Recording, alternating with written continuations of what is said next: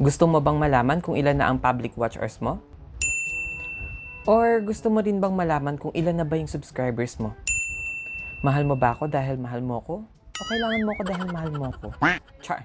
Gusto mo rin bang malaman kung pwede ka na bang monetize? Or na-reach mo na ba yung requirement ni YouTube for monetization? Kung gusto mong malaman. Kung gusto mo lang naman, just keep on watching.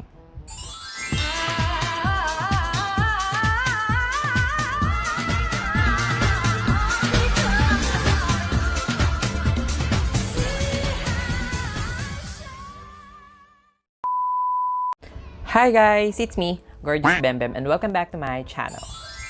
So for today's video guys is ituturo ko sa inyo kung saan makikita yung ating public watch hours. At tapos din nyo na rin makikita kung ilan na rin yung subscribers natin.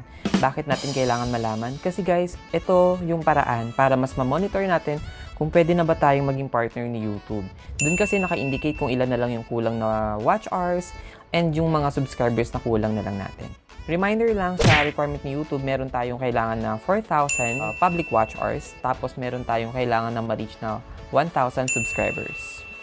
So, without further ado, let's move on to the video. So, to do that, kailangan natin pumunta sa ating browser.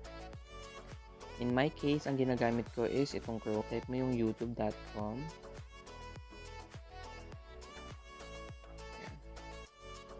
So, syempre, mali. Sorry. YouTube ba? Buling ba tayo? Yan.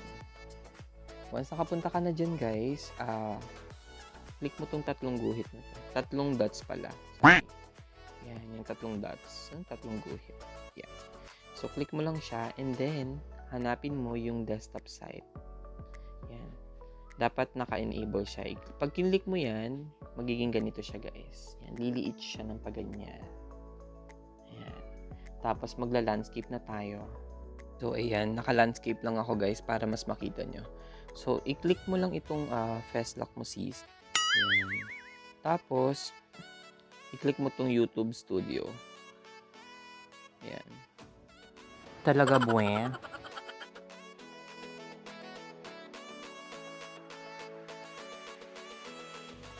Pag-click mo dyan, dito sa left side. Yan, scroll mo lang to sa side na to. Hanapin mo yung yung dollar sign. Yan. Click mo siya sis. Dollar sign. Pera yan sis. Hindi ka sure sis. Voila. Yan. Yan. Char. So, meron na akong 290 subscribers and 629 public watch hours. Yay! Char. So, ganun lang guys kadali para ma-check yung ating watch hours. Lagi-lagi ko yung chine-check kasi nagiging motivation din natin yun na, ay, eto na lang, nag-grow pala yung aking subscribers kahit pa konti-konti guys. Basta may progress. So, ayun guys, sana nasundan nyo yung tutorial na to at sana nakatulong sa inyo para mas makita at saka mas ma-monitor ninyo kung ilan na lang ba ang kailangan nating ma-reach para maging partner na natin si YouTube at sumahod na tayo! So, if you haven't yet subscribed to my YouTube channel, please like, share this video, and click the notification bell down below. Bye guys! See you on my next one! Mwah!